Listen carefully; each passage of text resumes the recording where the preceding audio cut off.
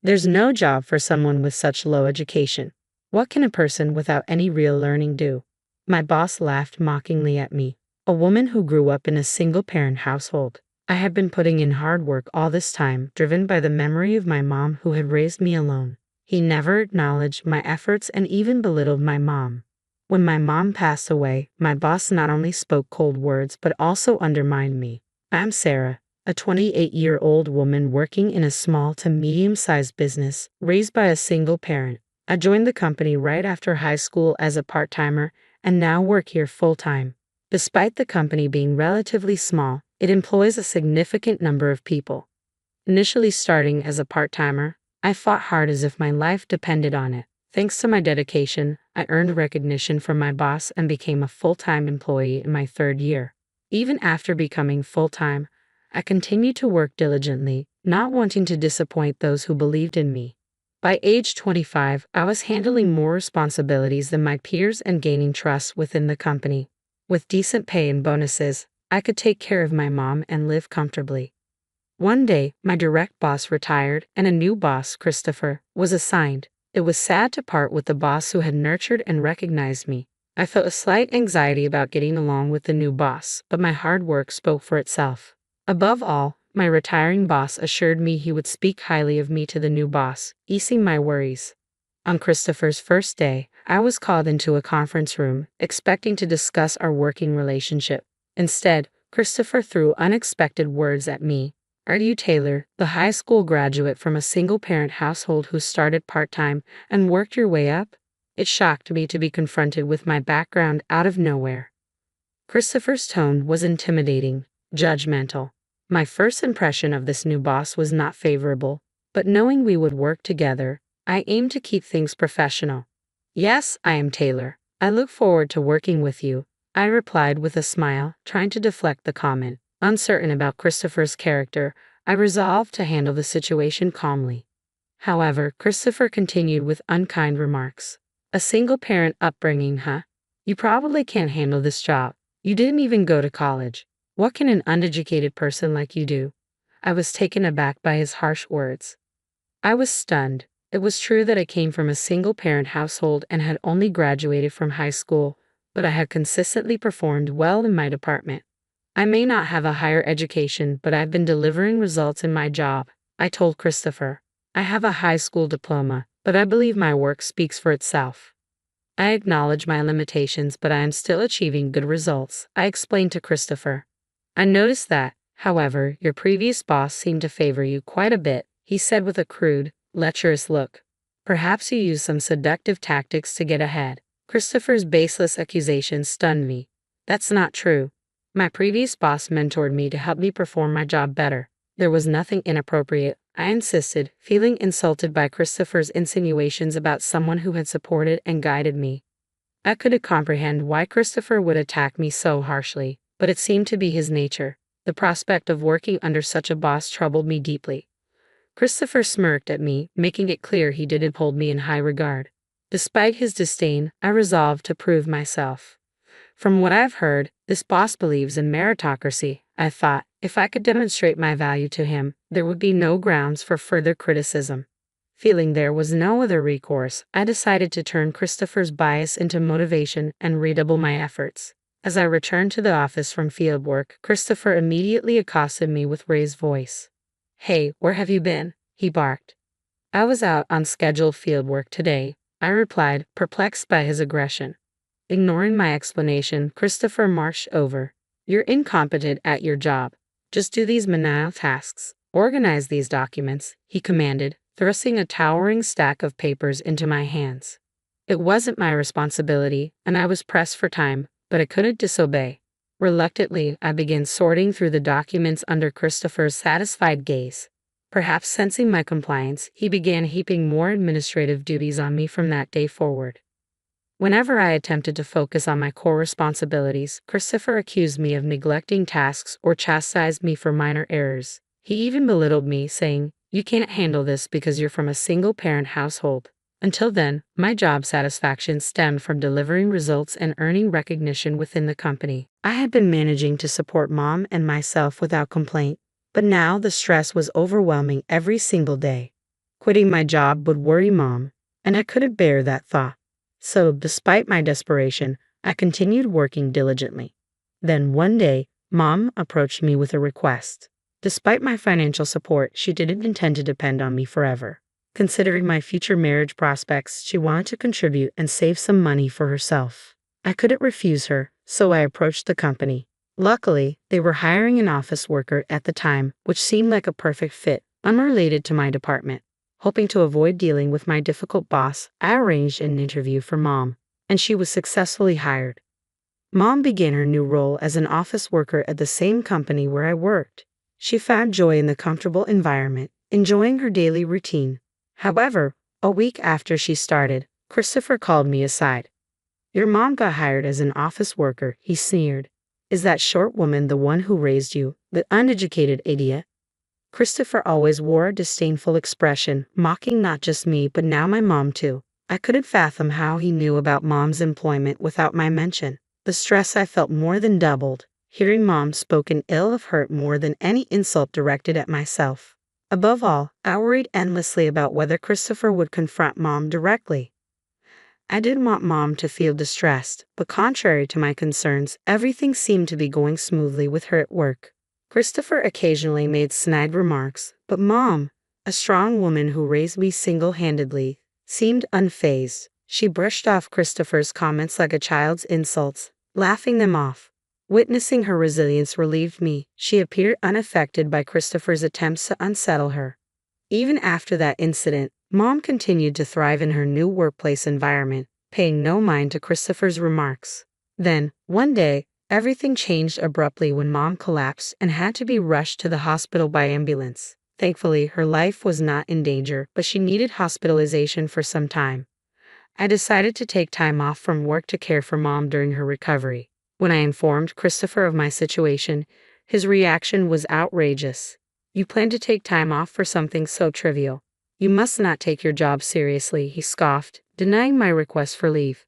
"I'll use the paid leave that I haven't taken yet. I'm the only one available to care for Mom," I asserted, despite Christopher's objections. Permission for the leave had already been granted by someone higher up than Christopher, who understood the gravity of the situation and supported my decision to be with Mom during this critical time. I had rarely taken leave before, but no matter how I explained it, Christopher wouldn't listen. "It's not about that, just leave an old woman whose life is short anyway," he callously remarked. His thoughtless comment made my blood boil. How could he say something like that when I was telling him about Mom collapsing? I had endured his behavior until now, but I reached my breaking point. "I can't work under someone like you anymore," I blurted out, unable to hold back any longer. I knew it might inconvenience others, but since Christopher had arrived, I'd been relegated to menial tasks. With no motivation left, I quit on the spot despite Christopher's surprised attempt to dissuade me. "You don't have to go that far," he said, fearful of the consequences of my resignation. But my decision was final. With enough savings to sustain myself for a while, I ignored Christopher's protests and focused on caring for Mom. After things settled down with Mom's care, I considered re-entering the workforce. While I initially thought about returning to similar work, my confidence had grown. Inspired by lessons in business management from my retired former boss, I took a bold step. I started my own company. I wanted to wait until things stabilized before telling Mom about my new venture. About a year passed, and my company was starting to find its footing when Mom's health suddenly deteriorated, requiring hospitalization once again. Balancing the responsibilities of caring for Mom and running my business was challenging, but I managed without taking any time for myself. Another year passed, and the company was thriving, offering reassurance of its stability. Though Mom's health hadn't improved, I wanted to ease her worries and planned to discuss it with her soon. Then suddenly Mom passed away. It felt unreal. A truly unexpected event. As her only child, I had no other family to rely on, so I had to quickly prepare to say goodbye. Suppressing my tears, I made necessary arrangements. Despite not having worked long as a clerk, many people from the company where Mom was well-liked offered to attend her funeral. Perhaps it was Mom's warm personality that drew them, but their presence was a comfort. On the day of the funeral, more people came than I had anticipated, a testament to Mom's popularity. Amid the pain of losing her, I felt pride seeing how many lives Mom had touched. However, as the funeral was concluding, One attendee caught my attention. "Long time no see. So that old woman finally kicked the bucket, huh?" I couldn't believe my eyes when I saw Christopher standing there, his words infuriating. Though he may have had some prior interaction with Mom, I hadn't invited him to the funeral, and couldn't fathom why he had come. I would never have invited someone like him to Mom's funeral. My old boss smirked at my stunned expression, the same disdainful look he wore when belittling our single-parent household. Unpleasant memories flooded back, and I could only glare at Christopher. Approaching me, Christopher handed over a bunch of flowers. "Here, some flowers. She may not have been able to give her daughter a proper education, but at least I can do this much." His words cut deep, delivered at such an inappropriate moment. I wanted to yell in anger but restrained myself. I couldn't let Christopher spoil Mom's funeral or inconvenience the other mourners. With a heavy heart, I accepted the flowers in silence. To my disbelief, the flowers looked like they had been hastily picked off the street. Had Christopher come all this way just to mock me like this? As Christopher saw my expression, his grin widened maliciously. That moment, my suppressed emotions erupted. I couldn't remain silent after hearing such disrespect toward my beloved Mom. "If this is how you truly feel about me, then I understand. In that case, I'll have to cancel our business deal with your company." Christopher stared blankly, clearly perplexed. "Deal? What are you talking about?" My former boss looked clueless, so I calmly explained the implications of my words.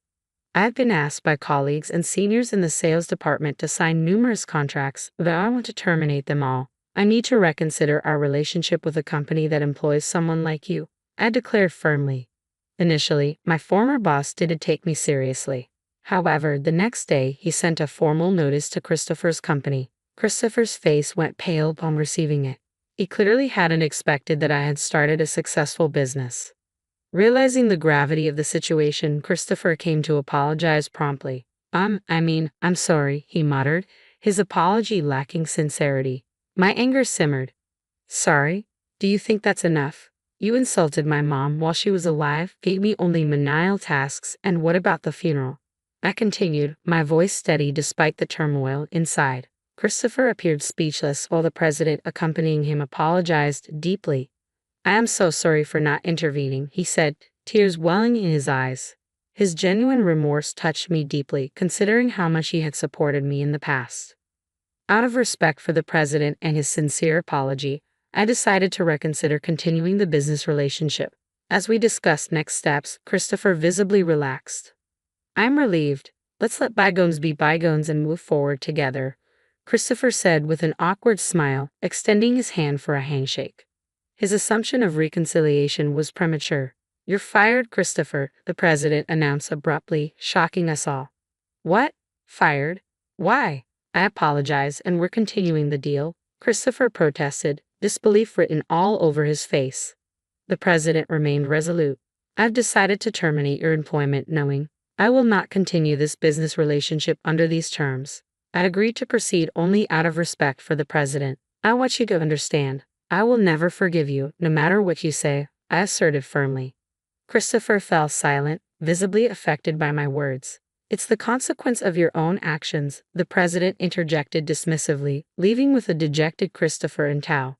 The next day, it became apparent that my former boss had indeed been fired from the company. Shortly afterward, I received a resentful call from Christopher, lamenting the loss of his job and the challenges of finding new employment at his age. "You've ruined my life. Take responsibility for what's happened," he shouted angrily over the phone. In response, I made an unexpected proposal to the furious Christopher. "How about I hire you at my company? I can't offer much in terms of pay, but it seems you're out of options because of me."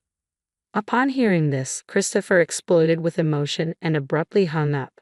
The idea of being employed by someone he had ridiculed must have been a deep humiliation for him. I didn't expect him to accept the offer. A month later, however, unable to secure another job, Christopher reached out to me and asked to be hired. It surprised me, but I decided to give him a chance.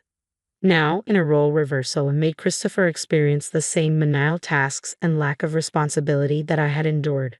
"Why do I have to do these menial tasks? Anyone could do this," he complained bitterly.